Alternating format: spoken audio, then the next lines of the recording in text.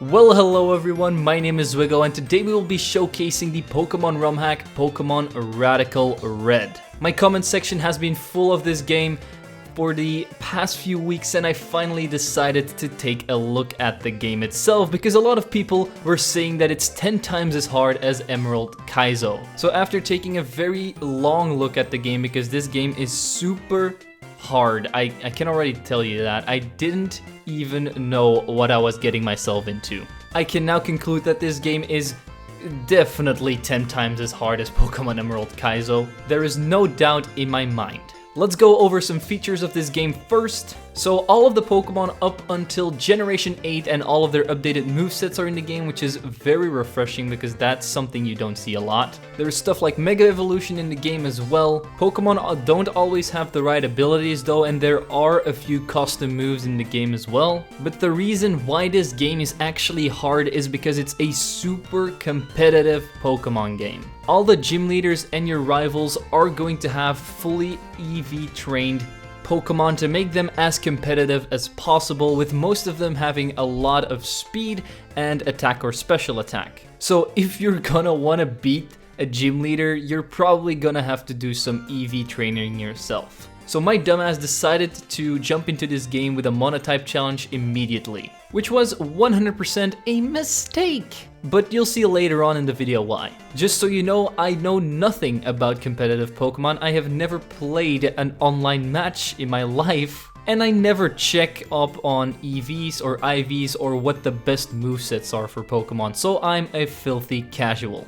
Before we jump into the video, don't forget to leave a like and subscribe because it helps out the channel immensely. And with that out of the way, let's just jump right into the hardest Pokemon ROM hack I have ever played. We give ourselves our name, which is going to be Normie in this one because we will be using normal types, and our rival is going to be Hipster because he looks down on all of the normies. Before you step out of your room, you have the option to actually randomize your game, so you don't need the universal Pokemon randomizer for this, which is a very cool feature. We then go to the professor's lab, and this is also a new feature. I picked Squirtle because I thought that we're gonna have to use a lot of HMs in this game, but HMs are just like in Pokemon Sun and Moon, where you don't actually have to teach them to your Pokemon. We then capture a bunch of normies in Bidoof, Pidgey, Galarian, Zigzagoon, and of course a Sentret because we have to be walking. On the next route, I captured a Spearow, a Wooloo, and a Starly, which all three are going to be pretty damn important team members. After that, I jumped into the first rival fight, and this game starts off very innocent, with him just having a Starly and his starter. So here I was thinking, why are people calling this harder than Emerald Kaizo? Kaizo already was 10 times harder than this. But I will definitely be swallowing my words later on. Then my game got stuck while running into this old man.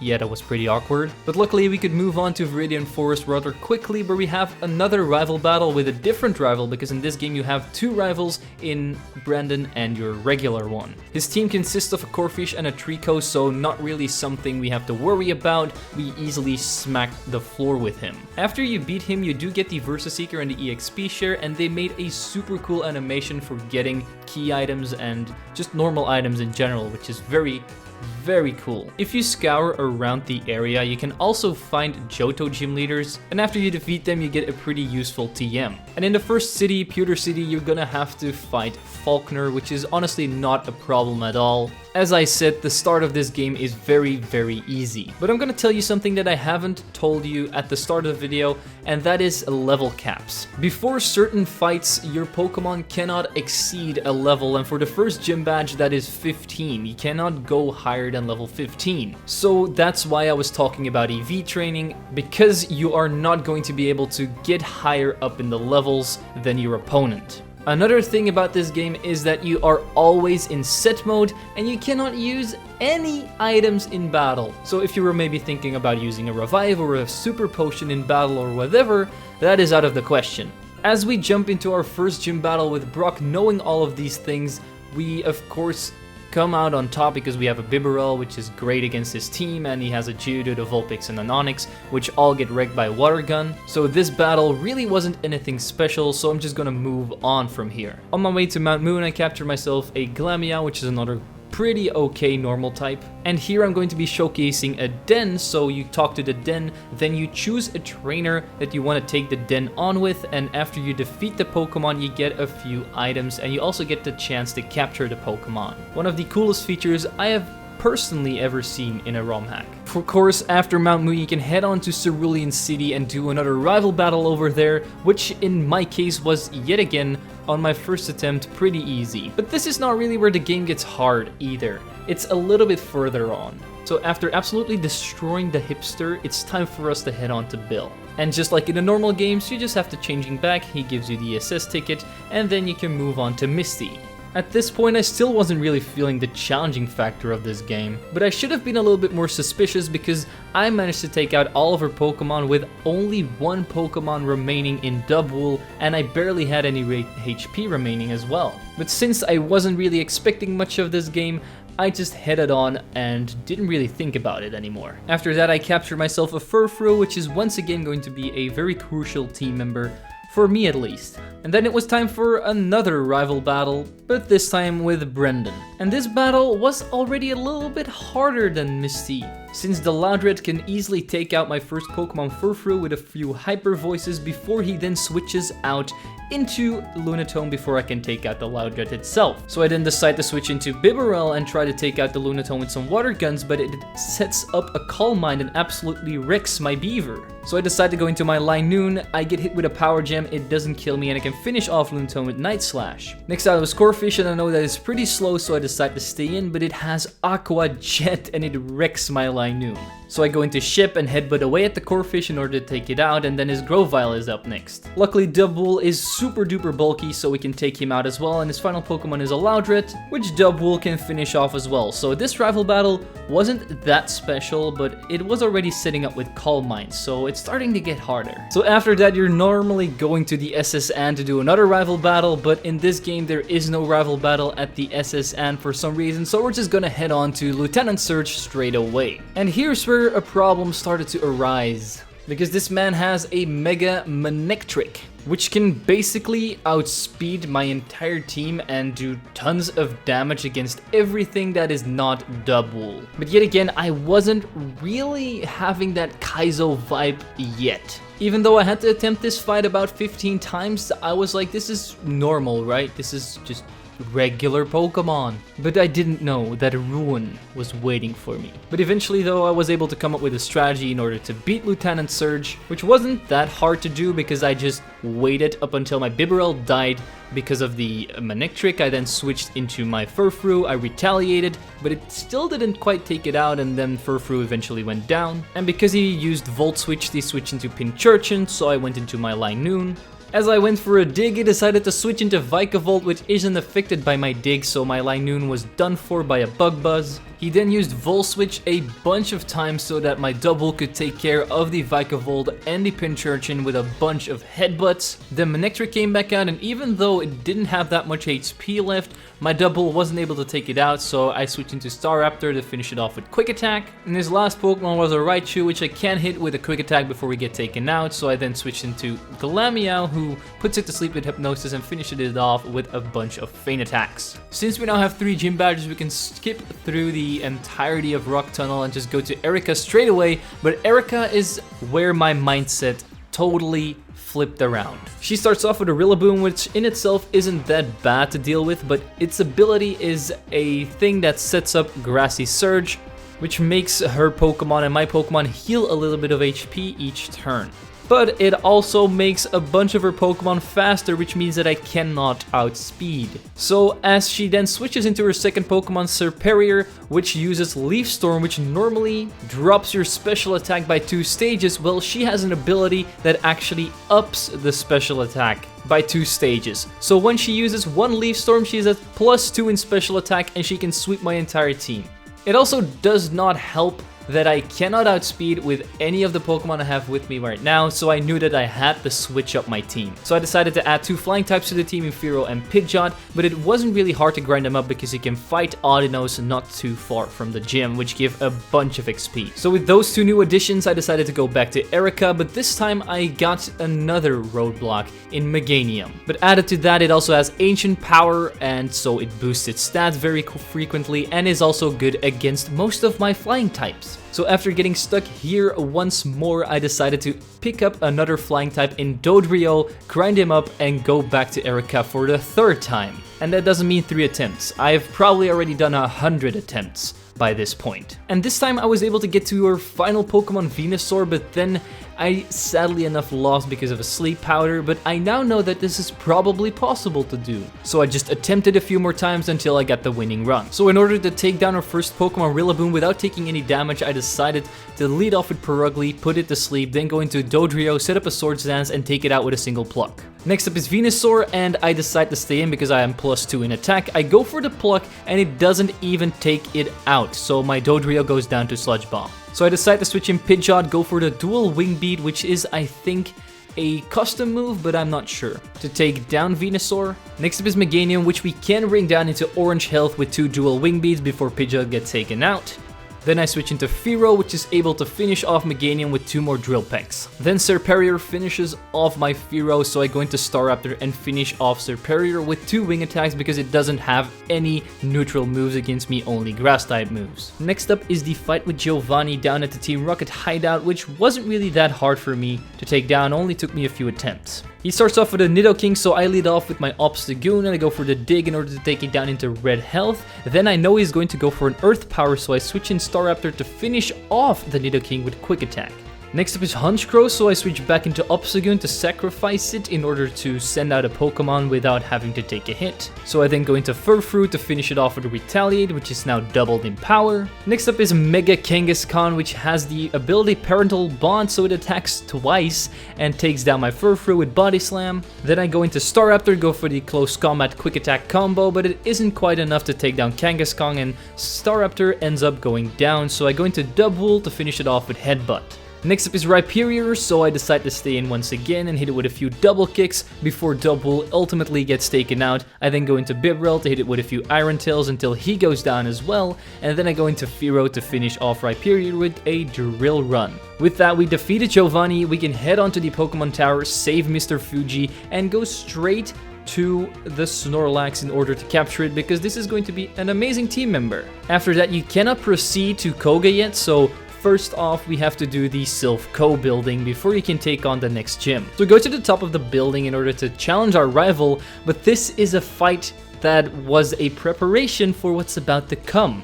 And oh boy, I have at least spent an hour or maybe longer just attempting this fight because I couldn't beat his stupid Electivire. It has something for everything that is on my team at the moment. It has Close Combat for most of my normal types, and it has a new move in Plasma Fists, which is an electric type move that one-shots all of my flying types too. But there is always a chance that my Dubwool survives a Close Combat from the Electivire, and I was just waiting for the right moment in order to strike. So after about 89 attempts at this fight, I finally was able to beat this man. Since it started off with my Fearow against his Staraptor, I went for the Drill Peck, got the critical hit, and actually took him out in one hit. Next up is Azumarill, and this thing has huge power, which is very scary. So I just went for an Aqua Jet to take down Fearow. So I switched in my Doggy, and I was able to get it down into orange health before he also got taken out. Then I went into Staraptor, and he switched into Darmanitan as I went for a Brave Bird,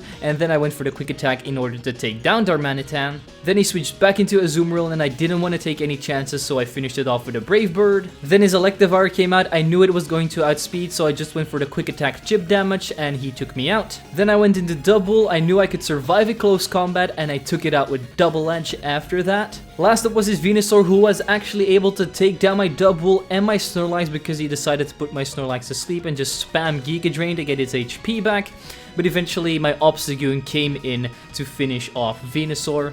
And after winning this battle, you can head into the next battle, which is a double battle with your rival against 2 of the Team Rocket admins or executives or whatever you want to call them. Now this is no normal double battle though, because I did once again lose over 30 times against these guys, but that was because I was trying to figure out a strategy in order to beat them. And that strategy was make your rival do most of the work. But I did get past them without too much trouble, only about half an hour of attempts. And then we can head on to one of the battles that almost broke me. The admin Giovanni battle. And oh boy, do I have a lot to say about this one. So let's talk about 2 of his major threats on his team first. Garchomp and Mega Kangaskhan. No matter what I do, I tried everything. I cannot outspeed them. So I basically lost already if I didn't use Quick Claws, so that's exactly what I did. I decided to pick up 6 Quick Claws and give them to my Pokemon so that I would have more of a chance of winning this battle. Even with those Quick Claws, it was basically impossible to beat him. Just because the Garchomp would set up a Swords Dance since I can't one-shot it with anything and then sweep me with Earthquakes or Dual Chops or whatever. The Kangaskhan would also go ahead and go for Power Up Punch, and since he has Parental Bond, he does get 2 attacking boosts of that as well. And then he would just take out my entire team with Body Slam.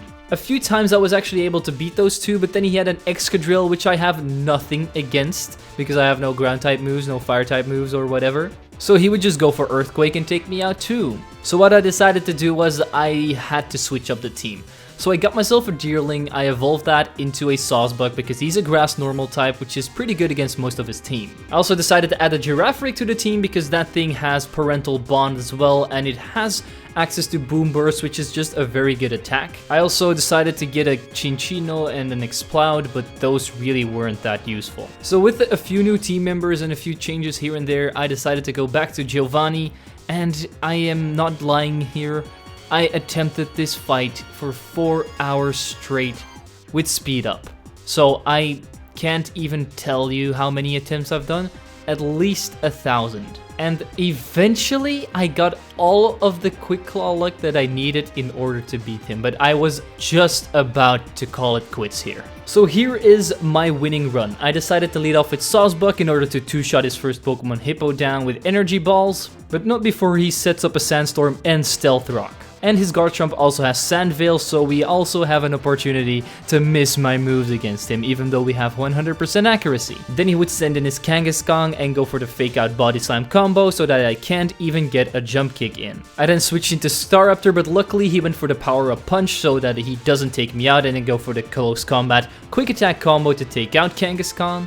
Then he sent out Garchomp, so I switch into Double. I'm able to get off 1 Double Edge before he takes me out with a Dual Chop and an Earthquake. Then I send out my Perugly, and this is very crucial because I have to go for Hypnosis, and it has to stay asleep for at least 3 turns. Because I have to switch into Obstagoon in order to take him out with 2 more Double Edges, which in this run actually worked. Next up was Excadrill, and I decided to stay in and go for the Night Slash twice. Luckily, one of my moves was a critical hit, so I got him down into red health before he took me down after he set up a Sword Stance and used an Earthquake. So I can then luckily go into Staraptor and finish it off with Quick Attack as he sends in Poltegeist, his final Pokemon. I can Brave Bird that as well. My Staraptor goes down, I go into Fearow and finish this battle with a Drill Run. This might not have looked that hard, but it took me so long and I have no idea why. Do not underestimate this game. So with that, we can now head on to Sabrina, which is only our 5th gym badge, by the way. And Sabrina actually uses a Trick Room team,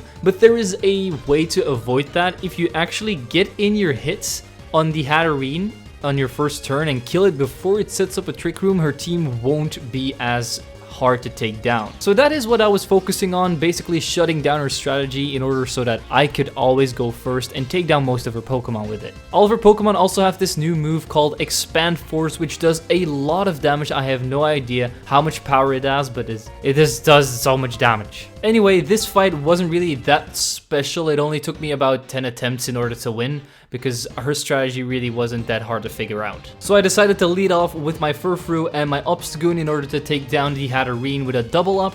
Next out came Marowak, which did take down my Furfrou, and I decided to split my attacks into the two Pokemon, so they both took damage by Night Slash and Iron Tail. After that, I decided to switch in Girafarig and take down both of her Pokemon with a Night Slash and a Crunch. Her next two Pokemon were Porygon and Gardevoir, which doubled up on both of my Pokemon with Hyper Voice in order to take down my Obstagoon and Girafarig, while I could do a lot of damage against her Porygon and almost take it out. Then I decided to switch in Snorlax and my Sheep in order to finish off Porygon and the Gardevoir, but the Gardevoir almost took me down.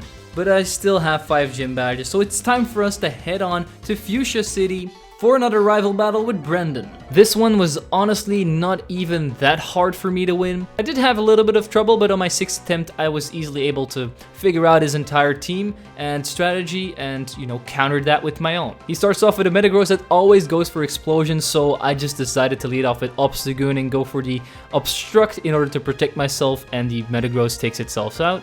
Next up is Medicham, which I can hit with a Double Edge before it takes me out with Close Combat. Then I switch into Staraptor in order to take it out with Quick Attack. Next up is Gardevoir, so I decide to switch into Girafarig, but it isn't any use. My Girafarig just gets obliterated by Moonblast. Then I go into my Doggy, I go for the Retaliate, and I take out the Gardevoir while getting hit with a Focus Blast and only being left with 11 HP.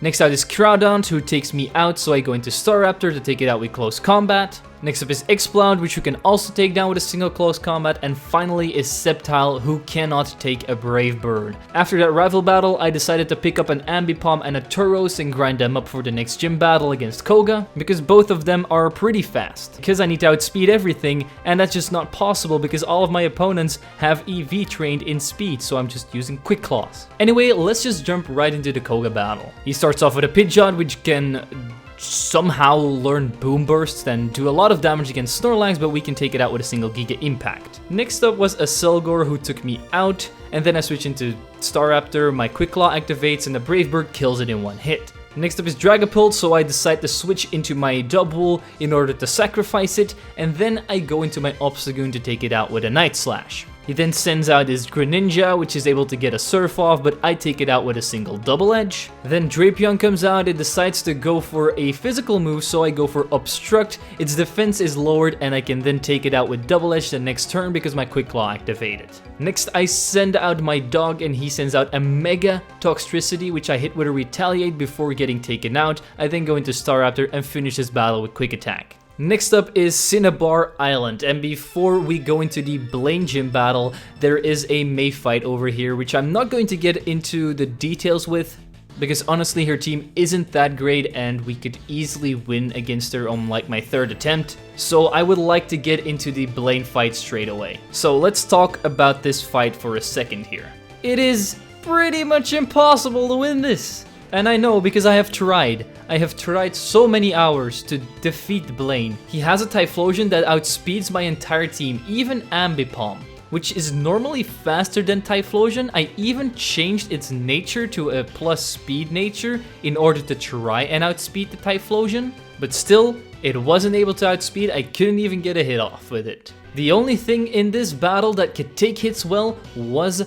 my Snorlax, and he could only take out one Pokemon max. Besides that, he also has a Cinderace with Protein, so every time he uses a move, he switches to that typing so that his move becomes Stab. I'm pretty sure that's illegal because I don't think Cinderace gets Protein. He also has a Mega Charizard Y, and we all know how high his special attacking stat is. So he can sweep through basically my entire team, and added to that, there is always Sun Up in this gym as well, so he always has the advantage. I even tried using Bibarel, but most of his Pokemon also run Solar Beam, so he can't do anything either. And I was so done with this game at this point. I legit, not kidding, tried this fight for 6 hours non-stop, trying different strategies, doing a little bit of EV training here and there because I don't know much about it, but I just didn't have the time and I didn't want to play this game anymore because it really drove me insane.